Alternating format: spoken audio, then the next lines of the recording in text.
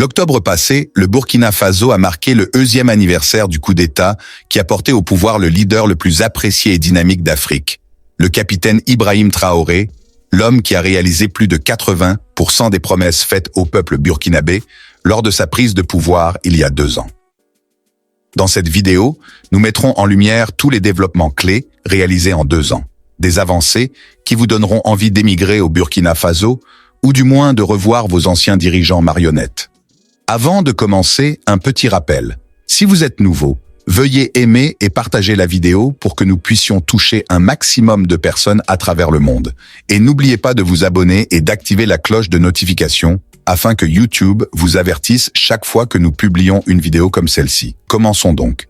Après sa prestation de serment en octobre 2023, en tant que président du Burkina Faso, le capitaine Ibrahim Traoré s'est engagé à améliorer de manière significative la situation sécuritaire du pays et à rehausser la vie socio-économique du peuple burkinabé. Cherchant de nouvelles alliances et se débarrassant de l'ancienne alliance avec la France, qui avait exploité l'économie du pays pendant des décennies et orchestré des situations sécuritaires complexes pour maintenir l'État ouest-africain à genoux, beaucoup dans le monde auraient pu penser qu'il plaisantait, surtout au vu du triste bilan des dirigeants marionnettes africains qui promettent sans jamais tenir leurs engagements, tout en mangeant avec les anciens colonisateurs. Le capitaine Ibrahim Traoré fait partie d'une nouvelle génération de leaders. En 2 ans, son gouvernement a lancé un projet pour développer un réseau ferroviaire complet à travers tout le pays. Le projet, nommé Faso Rail, reliera toutes les capitales provinciales du Burkina Faso pour stimuler le commerce et la croissance économique. Ce projet, financé à 75% par le gouvernement et 25% ouvert à l'investissement privé, inclura la construction d'une usine de fabrication et d'assemblage de trains à Bobo-Dioulasso, la production de wagons, la fabrication des rails et le recyclage des déchets métalliques. Le gouvernement prévoit de réaliser ce projet en 18 mois, avec un budget total de 70 milliards de francs CFA. Il est censé améliorer le commerce, créer des emplois et améliorer la qualité de vie du peuple burkinabé. Sous la direction du capitaine Ibrahim Traoré, le Burkina Faso a également lancé l'Agence de l'énergie atomique du pays, dont le but est de renforcer l'autosuffisance énergétique. Cette nouvelle initiative en énergie nucléaire vise à réduire la dépendance aux combustibles fossiles et aux sources d'énergie traditionnelles, tout en accélérant le développement industriel et en améliorant l'accès à l'électricité pour les milliers de Burkinabés qui vivent dans l'obscurité depuis des décennies.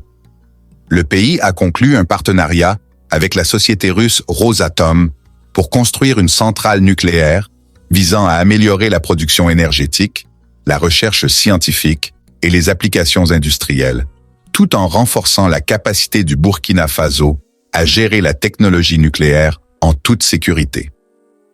Le président de 35 ans devient ainsi le champion de l'énergie nucléaire en Afrique, tandis que de nombreux dirigeants de l'Afrique, qui sont restés au pouvoir pendant des décennies sans résultats tangibles pour leur peuple, continuent de faire des promesses non tenues.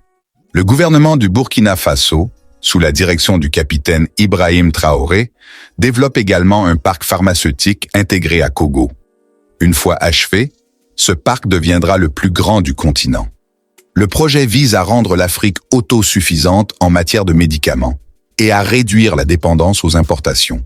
Le gouvernement a déjà sécurisé les terrains et les travaux sont en cours.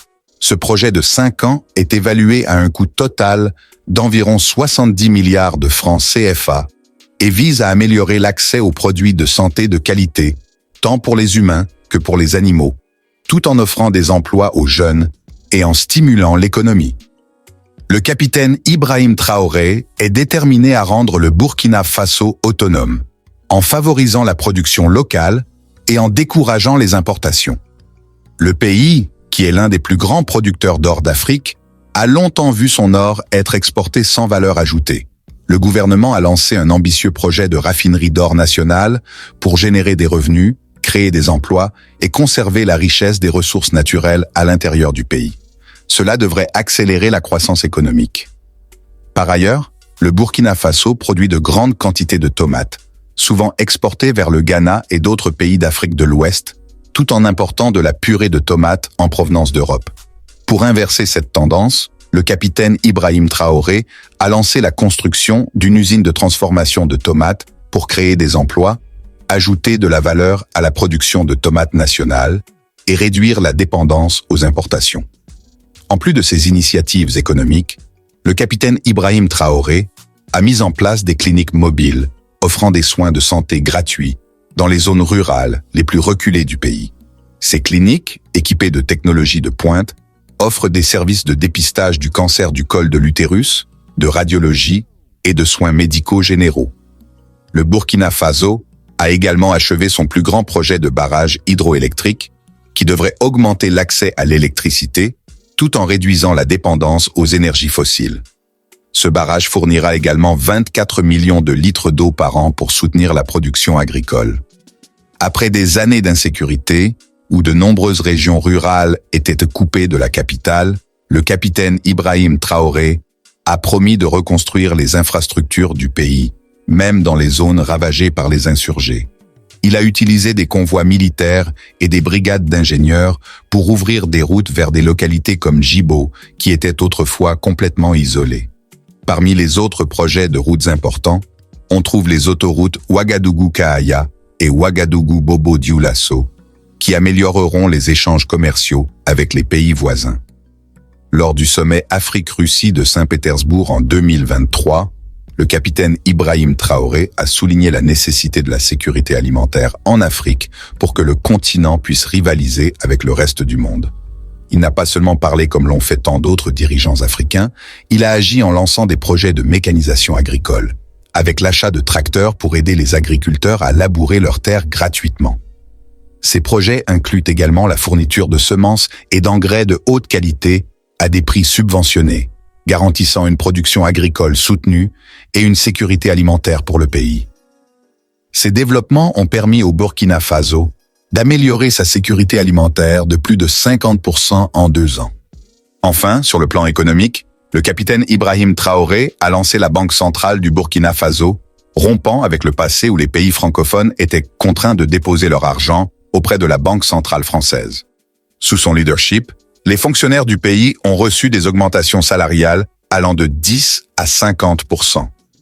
La grande question est, d'où vient l'argent pour réaliser tout cela? La réponse est simple. Les pays africains sont riches, ce qui leur manque, c'est la volonté, et c'est ce que possède le capitaine Ibrahim Traoré. Son gouvernement a même aboli l'utilisation du français comme langue officielle, réduisant cette langue à un simple outil de travail, une décision audacieuse et résolument panafricaine.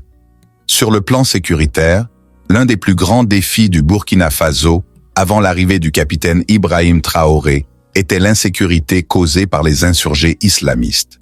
Cela avait entraîné 2 coups d'État en l'espace d'1 an.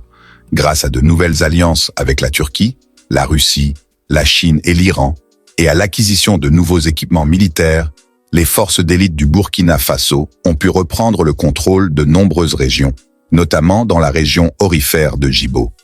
Les petites villes autrefois coupées du reste du pays ont été réintégrées, et le nombre d'attaques a considérablement diminué. Le capitaine Ibrahim Traoré a également rompu les relations diplomatiques avec l'Ukraine, après que ce pays ait été accusé de soutenir des forces cherchant à déstabiliser le Burkina Faso.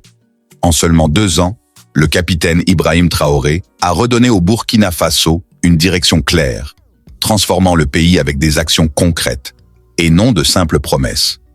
Enfin, regardez les 2 années écoulées, et comparez les réalisations du capitaine Ibrahim Traoré à celles de vos dirigeants. Partagez cette vidéo, aimez-la, et nous nous retrouverons dans la prochaine vidéo.